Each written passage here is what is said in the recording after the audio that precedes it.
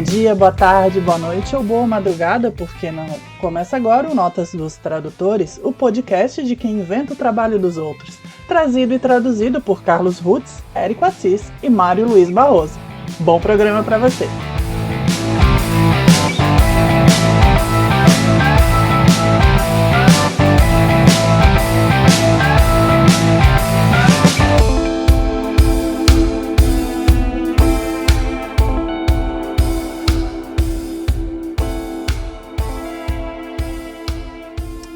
Alô você!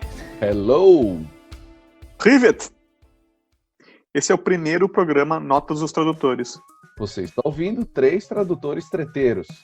Eu sou Carlos Rutz. Érico Assis. E eu sou o Mário Luiz Barroso. Nós estamos num podcast que vai se dedicar a tudo o que diz respeito à tradução, tradutores e traduzir. Ou, como a gente gosta de dizer, inventar o trabalho dos outros. Nós 3 trabalhamos com tradução no mercado editorial, traduzindo principalmente histórias em quadrinhos, do inglês para o português. Somando nossos tempos de voo nessa área, nós temos 1 bilhão e 15 anos de experiência como tradutores. O bilhão, no caso, é do Mário.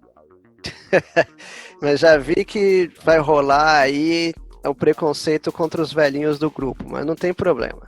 A gente vai deixar para falar da nossa experiência nos outros programas, porque o de hoje é o programa que deu origem à série Notas dos Tradutores, ou seja, o programa Notas dos Tradutores vai falar sobre Notas dos Tradutores, o famoso N do T, as malditas famigeradas, certas ou erradas, amadas ou odiadas notinhas que os tradutores se dão ou não se dão o direito de deixar no seu livro, gibi, onde quer que seja. É isso, alguém estava contando que teve um amigo que não sabia o que era N do T. Foi um evento que eu fui em Floripa, e aí fui dar um workshop, e aí disse, você está dando workshop de tradução? Eu disse, sim. O que é esse N do T que aparece embaixo de vez em quando? Ok, N do T é nota do tradutor, quando a gente quer explicar alguma coisa que não coube no balão. Vamos, melhor a gente explicar, né? Bom, já tá uma explicação, né? Eu quero fazer uma nota quando fizer uma explicação pro leitor, mas falando até como editor, Mário, o que você diria, quando é que se usa uma nota do tradutor? Olha, existem basicamente 2 situações genéricas. Quando já está no original, você simplesmente traduz a nota original. Aí tudo bem, não é nota do tradutor, é nota do editor. É até bom para ver que existem outras notas convivendo com a nossa nota do tradutor. Os editores originais, eles costumam colocar notas, geralmente, principalmente quando se traduz histórias em quadrinhos, existem referências a outras edições da mesma revista ou de títulos diferentes, onde aconteceram eventos passados. Isso aí é a nota do editor. O casamento do Reed e da sua aconteceu na edição. Isso, o Fantastic Four número tal, ou se for uma revista brasileira, no Quarteto Fantástico tal, ou como eles conviveram na revista do Homem-Aranha ali, sublocando páginas na revista do Homem-Aranha na época da Editora Abril, pode ter acontecido na revista do Homem-Aranha e assim por diante. Agora, o tradutor ele costuma colocar notas, ou umas notas que são meio obrigatórias e frequentes, por exemplo, quando a gente trabalha com DC Comics, existe um grande laboratório que é o laboratório da Star. É mesmo o laboratório que aparece no seriado do Flash, da Netflix, na TV a cabo e assim por diante. Existe um significado para esse laboratório que nós sempre colocamos para os leitores, que é Sociedade Tecnológica para Avanços Renovadores, ou seja, STAR. Isso a gente sempre coloca. Isso na Marvel costumam dar o significado de SHIELD, né? Tem o seriado dos agentes da SHIELD também, onde o Nick Fury trabalham, existem heróis associados a SHIELD e assim por diante. Essas notas são meio obrigatórias, né? Na Marvel tem também a IMA, que são as ideias mecânicas avançadas. A gente coloca para facilitar a vida do leitor, porque não é possível presumir que o leitor acompanha as revistas há décadas, e essas empresas, algumas delas, não aparecem com tanta frequência assim. Vocês sabem o que quer dizer SHIELD, né? Eu de cabeça não sei, mas para isso tem que pensar. Não sabem, meu Deus, como, gente? Eu sei que Superintendência Humana de Intervenção, Espionagem, Logística e Dissuasão. Tá certo. Nós não temos a sua memória mnemônica. Só você e o Keanu Reeves tem essa memória mnemônica. A memória mnemônica se chama Excel, tá aqui aberto na minha frente. Tá certo. Né, o que o Érico tá falando, aliás, é uma boa medida aí para quem traduz. Acredito que a maioria faça, mas quem não faz, quem quiser se aventurar nas praias da tradução, faça um glossário dos produtos que vocês trabalham continuamente, para você não trocar nomes, para você não ter que decorar siglas como o Érico e o Keanu Reeves para saber o que significa Shield. Então a gente pega, acessa o Excel bonitinho, Shield. Aí vai aparecer o nome né, o significado da sigla. Só para falar direito agora, né, só de curiosidade para os ouvintes, a SHIELD em inglês é Strategic Hazard Intervention Espionage Logistic Division. E em português, Superintendência Humana de Intervenção, Espionagem, Logística e Dissuasão. Um grande trabalho aqui do tradutor, que eu não sei quem é, mas parabéns. Eu sei quem é. Esse aí originariamente quem fazia foi... o chefe da Disney, que tinha o chefe escoteiro, grande honorável chefe, e todo o volume era uma coisa diferente. O acrônimo era diferente do chefe dos escoteiros Mirim. O da SHIELD é um grande amigo e colega nosso, JP Martins, que quando chegou nesse mundo da tradução dos quadrinhos, era tudo mato. Ele que ajudou a desbravar esse caminho que hoje trilhamos. Mas como curiosidade, assim, para citar o ouvinte também, a primeira citação no volume basta, né? Não precisa repetir a nota depois, a primeira é o suficiente. Assim, em qualquer edição, né? Basta, porque você presume que a pessoa vai ler sequencialmente. Hoje, as revistas facilitam que você leia sequencialmente, né? Falando especificamente de história em quadrinhos, onde as histórias do mesmo personagem elas são agregadas em ordem sequencial. Digamos que a gente pega, sei lá, o volume 1 do Flash da Panini. De cabeça eu não lembro, mas digamos que vá do 1 ao 6 do Flash quinzenal americano. Então, o cara não tem muita opção como antigamente, que viam 3 personagens diferentes, e ele tinha opção, não, eu vou ler esse primeiro, porque eu gosto menos, e vou terminar com o que eu gosto mais. A opção do leitor é ler do começo ao fim, sem saltar histórias assim por diante. Você citou uma vez, você presume que o leitor já sabe o significado, ou no mínimo ele sabe que foi mencionado esse significado, para realmente não poluir, né, a imagem, porque afinal de contas, o excesso de notas do tradutor pode parecer como você querer dirigir uma bela estrada cheia de lombadas. Vocês acham isso? Isso é um bom gancho. Vocês acham que vira uma lombada? Vocês acham que interrompe a leitura? Colocar uma nota? Não vou dizer colocar várias notas, mas colocar uma nota. Vocês acham que é uma pausa, um intervalo que atrapalha o leitor? Eu acho que vai ter casos e casos sempre, assim. Mas raras vezes uma nota me incomodou, tirou da leitura, ou, por exemplo, normalmente explicou alguma coisa que talvez fosse realmente necessário. Preparando para hoje, eu estava tentando me lembrar o momento em que eu desgostei de ver uma nota e não consegui lembrar. Você lembra de uma nota que, não que você tenha usado, que você tenha lido, Mário, e você marcou assim, porque você não gostou, porque gostou? Eu sou meio suspeito, porque eu acho que a nota ela é sempre bem-vinda, desde que, na sua quantidade dentro da obra, elas sejam colocadas com um bom senso, né? Um excesso de notas, ele, além de gerar poluição visual num meio que é composto por texto e arte, ele pode incomodar. Mas, a exemplo do Carlão, eu não lembro de ter visto um excesso de notas em nada que eu tenha lido até hoje.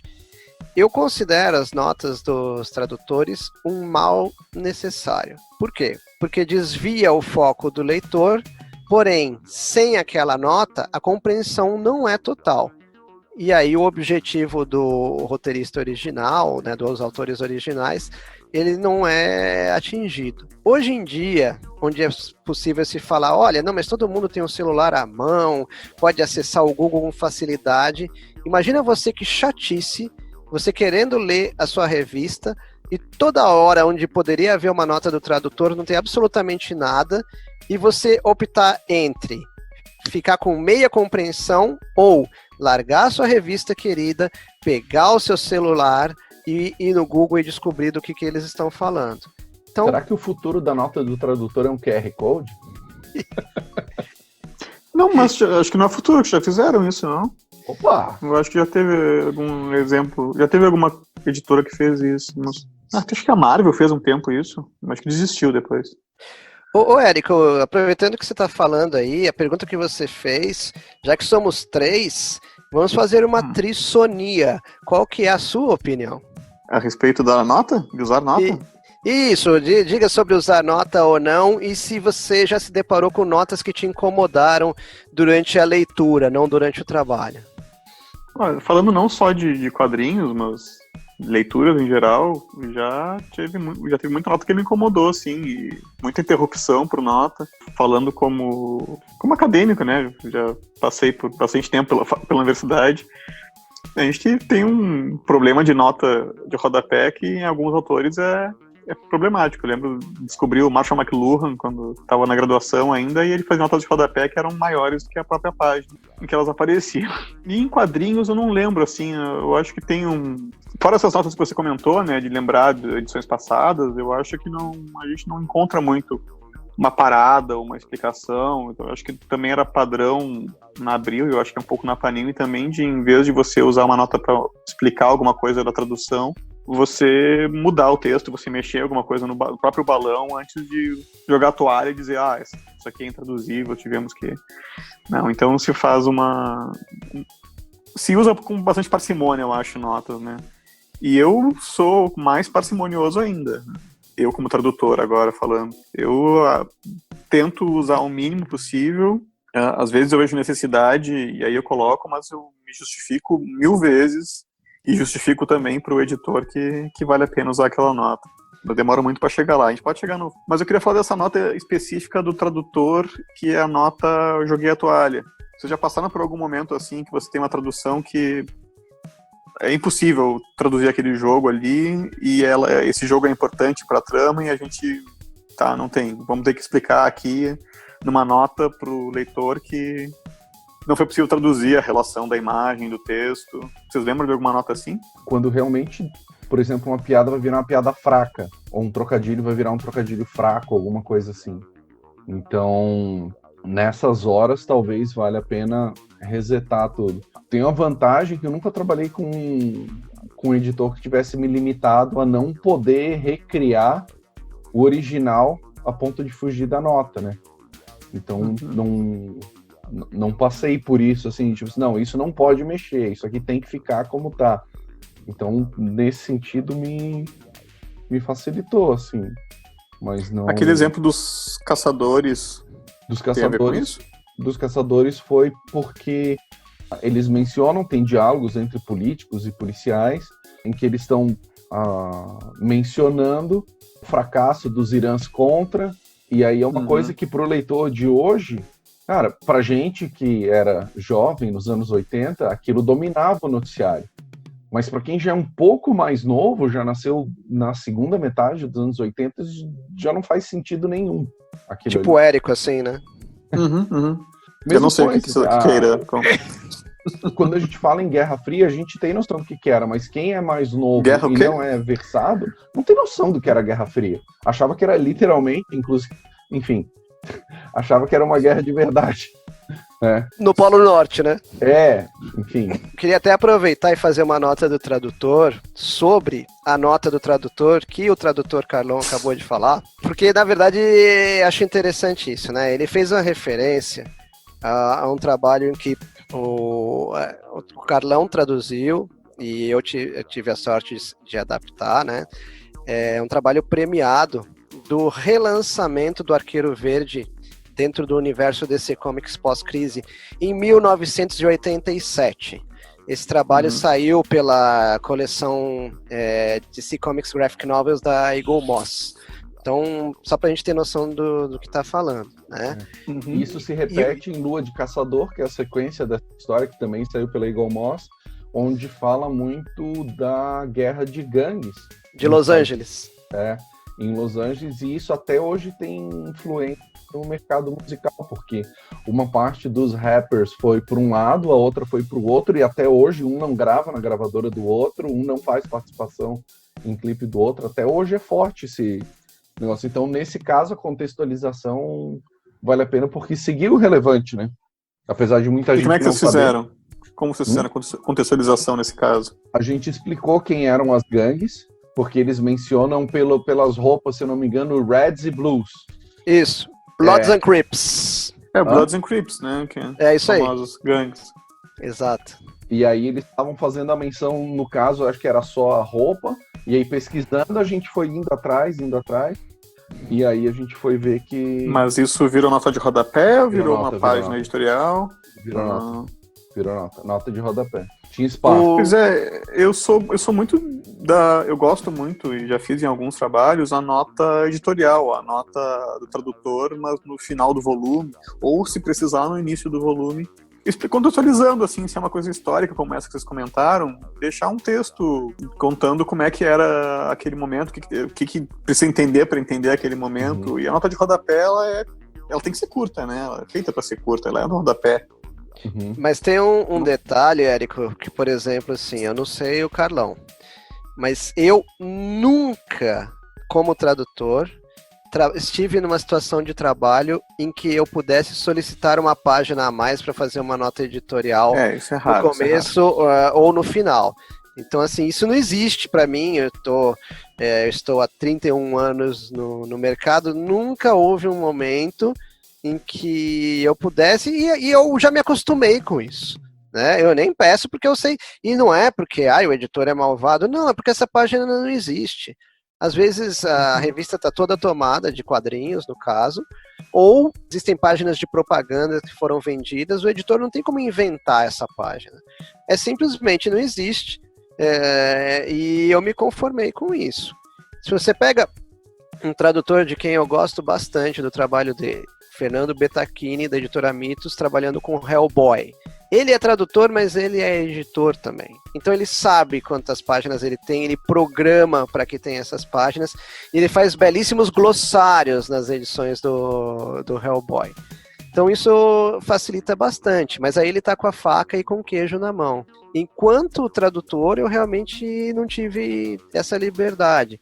E o que é curioso, e eu gosto bastante aqui no que os nossos papos se propõem no podcast Notas dos Tradutores, é que nós não concordamos em muita coisa e nem somos obrigados e convivemos com muita alegria com as nossas discordâncias, o que é muito importante.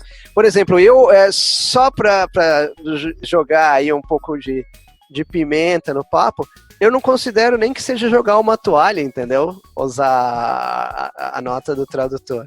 Mas essa é a minha colocação. Não consigo descobrir que livro que foi que eu li isso, né, quando era adolescente, mas era um livro da Agatha Christie, que no final do livro tinha uma nota do tradutor dizendo que, olha, para os leitores do inglês foi mais fácil descobrir quem era o assassino, porque tinha um tal jogo de palavras ali. E essa nota me marcou. Eu devia ter lembrado isso antes, né? Mas é uma nota que me marcou até hoje. Estou lembrando dela 20 e tantos anos depois.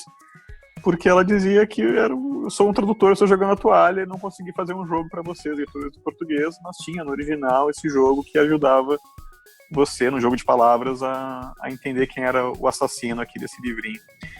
Não vi muito isso em quadrinho, né? Acho que não é o caso. Mas uma coisa que eu me lembrei também agora sobre discussão de notas, esses tempos a Denise Botman, que é uma tradutora mais de prosa, ela fez uma pesquisa bem informal no Facebook sobre o que leitores e tradutores achavam do uso de notas, e a conclusão dessa pesquisa, que juntou até umas 100 pessoas, assim, um pouquinho mais, mas ainda assim uma pesquisa informal, ela concluiu que os tradutores tinham muito mais pudor de usar nota do que os leitores tinham de achar uma nota, e a maioria dos leitores, inclusive, se colocou muito favorável a ler notas, a encontrar notas e aprender com as notas do tradutor, de qualquer tipo que fosse, não se opunham de forma alguma, né? E os tradutores todos cheios de dedos, assim, para colocar nota, diziam que era só em último caso, em ultimíssimo caso.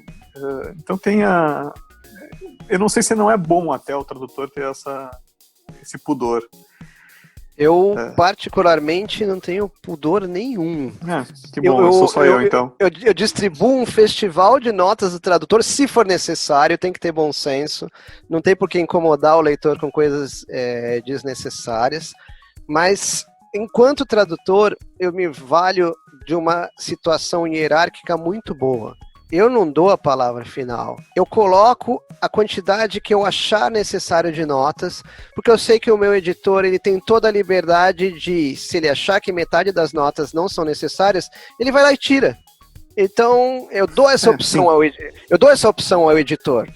Sim, editor, porque eu não tenho como adivinhar qual nota o editor vai julgar necessária e qual não. Eu vou usar o meu critério pessoal. Na dúvida entre usar e não usar, eu uso. Por quê? Porque pode ser que o editor julgue necessário. Se ele achar que é desnecessário, como tudo é trabalhado no caso, a gente está falando ainda no aspecto do Word, né, do programa Word, a digitação, isso aí não foi letreirado, nada, ele vai lá e tira, e não ocorre mal algum, né, mas eu me considero na obrigação de deixar o editor com essa opção, e ele não ter que fazer uma nota do tradutor. Né, eu deixar tudo pronto para que o editor realmente só tenha que fechar a revista. Eu tenho um editor que ele me fala: eu odeio nota de tradutor, se possível não coloque. Isso aí, o que acontece? Manda quem pode e obedece quem tem juízo. Eu não acho ruim. Eu acho apenas que é um critério dele, e o critério dele tem que ser respeitado. Em certo sentido, ele facilita a minha vida, porque eu vou terminar o meu trabalho mais rápido. Se ele não gosta de nota do tradutor, eu não vou pôr nenhuma e eu vou perder menos tempo pesquisando. E eu vou dormir mais cedo, provavelmente, alguma coisa boa desse nível. Eu já recebi guias de editoras, principalmente tradução para prosa, que recomendavam, assim, quando você tem que explicar alguma coisa, tipo, aparece uma menção ao Wendy's, que é aquela rede de lanchonete dos Estados Unidos que não existe no Brasil, né? Então, suponho que poucos leitores daqui conheçam. Em vez de deixar como no original, só dizer, os personagens foram ao Wendy's, e puxar uma nota de rodapé dizendo lanchonete, rede de lanchonete dos Estados Unidos, coloca lanchonete no próprio texto, por mais que não tenha no original. Nesse tipo de explicação, se recomendam esses manuais de colocar diretamente no texto da prosa e para evitar nota, né? A intenção é justamente evitar nota de tradução. Uma coisa que eu já fiz também foi trocar a citação. Então, por exemplo, ele estava citando um apresentador de televisão ou um cantor, sem falar da música, muito obscuro, para não ter que ficar enchendo o espaço e coisa, eu botei um outro apresentador mais popular ou alguma coisa, um equivalente musical mais familiar para a gente aqui. Então, por exemplo, ele citou um cantor X. Aí eu boto alguém que já foi famoso aqui. Por exemplo, se era nos 80, eu botaria o Lionel Richie, por exemplo, entendeu? Eu faria a conversão dentro do próprio inglês, sem criar uma aberração de botar um cantor brasileiro no meio do contexto, mas de transportar e fazer isso. Como o cara citou, você já deu entrevista para o fulano, aí eu fui lá, quem é o fulano? É um apresentador razoavelmente conhecido, mas só em Chicago. Eu disse, cara, botei David Letterman e vamos que vamos. É um jeito de resolver. E pessoas, quais são as notas do tradutor que vocês deixaram, do que vocês se lembram até hoje? Olha, até naquele papo, né, de colocar notas no final, uma que eu lembro bastante é do Violent Cases, do Neil Gaiman, Dave McKean. Eu traduzi para a editora Aleph, e nesse livro em específico eu não usei notas de rodapé, mas eu dei uma nota no final. Tive essa chance, né, de ganhar mais uma página no final para explicar algumas coisas que eram específicas do Gaiman. Não é um livro necessariamente autobiográfico, mas tem muita coisa da infância, de como seria uma infância na época que ele teve a infância dele na Inglaterra. Tipo, o nome de refrigerante que se tomava naquela época, ou como é que era uma festa de aniversário na Inglaterra daquela época. Isso fica meio estranho pro leitor daqui, mas eu acho que não valia quebrar a arte do McKean com uma nota ali. Então eu tive direito a uma nota no final para explicar algumas coisas sobre esse contexto da infância inglesa nos anos 60. Mas teve um caso mais recente, que daí sim eu tive que dar uma nota de rodapé, e eu justifiquei que tinha que ser de rodapé mesmo, que foi a tradução do Maxwell, O Gato Mágico, uma série de tiras do Alan Moore, poucos trabalhos que ele escreveu e desenhou. e são tiras que ele fez no final dos anos 70 e início dos 80, e são referências a coisas muito específicas, a notícias muito específicas daquela época na Inglaterra. Tem declarações da Margaret Thatcher, tem greves de mineiros que aconteceram nessa época, tem filmes que estavam acontecendo nessa época e ele faz referência sem citar o nome do filme. Se você não estava naquela época, você fica um pouco boiando. Então essas notas, elas tinham que estar ali para explicar para o leitor, olha, a piada aqui, que você não entendeu nada se você leu só a tira, é com uma declaração que a Thatcher deu no dia tal, sobre as férias dela, por isso que o gato aqui está brincando com essa fala. Esse foi o caso mais recente que eu tive que usar no autotradutor e acho que foi bem recebido, eu acho que foi tanto pelos editores, né, quanto pelos leitores. Érico, uma pergunta, quando tu vai botar a referência da nota só no final, vai alguma marcação no balão? Vai número? Vai asterisco? Vai alguma coisa? Não, nesse caso não usei nada disso. Eu só tenho no final lá para quem quiser, quem chegar lá. E não sei se a pessoa se sentiu perdido ou não, aí eu também não vou jogar o leitor, vai ver que alguém conheça bem a minha infância inglesa dos anos 60. Quem chegar lá no final tem essa ajudinha, né, para você ter que pesquisar no Google o que é um tweezer, que era o nome do refrigerante que eles tomavam na época. Mas não tinha nada de asterisco, nem nada assim. E você, Carlão, suas notas inesquecíveis? Cara, o que eu trouxe foi uma nota com relação à música, que nem lembro qual era a música original, mas é na história da Arlequina, que saiu também pela Eagle Moss, Prelúdios e Trocadalhos. E eu troquei por uma música da Valesca Popozuda, chamada Beijinho no Ombro, porque era exatamente o que ela estava querendo dizer com tiro, porrada e bomba, que é a letra da música, era exatamente o que ela estava dizendo no original em inglês, e não exigiu esforço praticamente nenhum. E aí a gente substituiu a música no balão, e aí o que a gente fez existiu o recordatório original, existiu uma nota original, dizendo para os leitores qual era a música que ela estava cantando no original, quem era o cantor, etc. e tal. E aí eu fiz basicamente a mesma coisa. Esse balão deve ser lido na melodia de Beijinho no Ombro, de Valesca Popozuda, e aí a gente colocou a nota e, cara, tá lá. Manteve a piada original, sem requerer nenhum esforço do leitor, porque tipo, ele matou a piada no balão, ele entendeu o que era, e embaixo vinha só o reforço, porque é uma personagem que quebra a quarta parede o tempo todo, né? Então, mesma coisa que tu falou antes agora do Deadpool, te permite uma série de coisas, soltar a mão mesmo, né? Então, vou até aproveitar que a gente falou do Deadpool fora da gravação e vou falar do Deadpool agora dentro da gravação, pro nosso querido ouvinte. Foi fora? Foi no pré. foi no pré-gravação, mas não tem problema, é bom que a gente resgata aqui. A questão é que eu citei 2 exemplos do Deadpool. Um deles é uma história que ele cita A Princesa Prometida, que é um filme de 1987. E o problema não é só o nome do filme. Ele cita falas do filme, ele cita situações do filme. Existe um bordão do personagem, dos personagens principais da Princesa Prometida, que precisava ser colocado e esclarecido e não tinha como escapar disso. O que é importante colocar, que eu acho que eu até acabei te interrompendo sem querer, é que o escritor do Deadpool, o roteirista do Deadpool, independente de quem seja, já que pertence à personalidade do personagem, vamos dizer assim, ele faz referências pop, referências populares o tempo todo. Seja de música, seja de cinema, seja de seriado, seja de teatro, seja qualquer coisa, né, nessa linha mais antiga, até mesmo livros, né?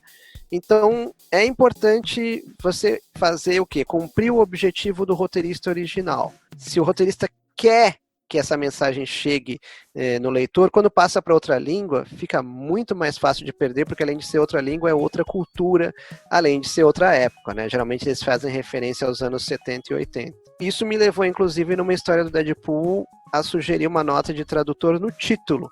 Eu traduzi o título, né? Era uma referência a uma música do Rick James de 1981 chamada Super Freak, que fez muito sucesso na época. Eu traduzi como Aberração, ou Super Aberração, eu realmente não vou lembrar agora. Mas o fato é que eu coloquei, olha, é uma referência à música tal, porque depois vem a história, e a história inteira é referência a músicas da época da discoteca, a virada dos anos 70 para 80. Então não tem como deixar o leitor abandonado, né? Então eu coloquei, achei que fazia sentido e que eu me lembre na época o meu editor também achou. Você vai ouvir agora a nossa nota de rodapé. Depois que a gente terminou a gravação do episódio, o Mário consultou as informações que faltavam e traz elas agora para você. Abraço! Bom, então, aquela história do Deadpool que eu pus o asterisco no título é a Super Freak.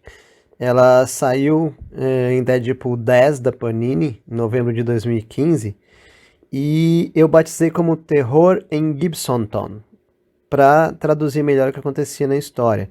Mas aí eu coloquei um asterisco e expliquei, olha, Super Freak é uma música do Rick James, de 81, etc, etc. Inclusive, procurando aí essa história, eu achei uma outra em que se menciona Super Freak, aí eu traduzi como Super Aberração, mas eu disse para o leitor que, ao longo da história, que se tratava dessa música, né? E eu também comentei sobre a Princesa Prometida. Ela aparece numa história que no original chama Send and Deliver, que é uma citação a uma música da banda New Wave Adam and the Ants, que chama Stand and Deliver. Essa música é de 81. Então, no título da história, eu troquei para Areias Escaldantes, que é uma música da fase New Wave do Lulu Santos, de 82, né, e foi até utilizada num filme que chama Areias Escaldantes também, e é uma história que foi recentemente republicada no volume Deadpool, Tudo o que é Bom, Reticências, de outubro de 2019. É isso aí. Bom, pessoal, esse foi o Notas dos Tradutores número 1. Obrigado por nos ouvir desde o primeiro programa e espero que nos acompanhe nos próximos. Fique ligado nos nossos programas através do seu agregador de podcasts preferido, seja Spotify, Deezer, Google, Apple, etc. De volta em breve com mais um programa sobre tradução, tradutores e traduzir. Ou sobre como inventar com o trabalho dos outros. É isso então, gente. Valeu! Falou! Tchau, tchau! E por hoje é só, pessoal. Até o próximo Notas dos Tradutores. Tchau!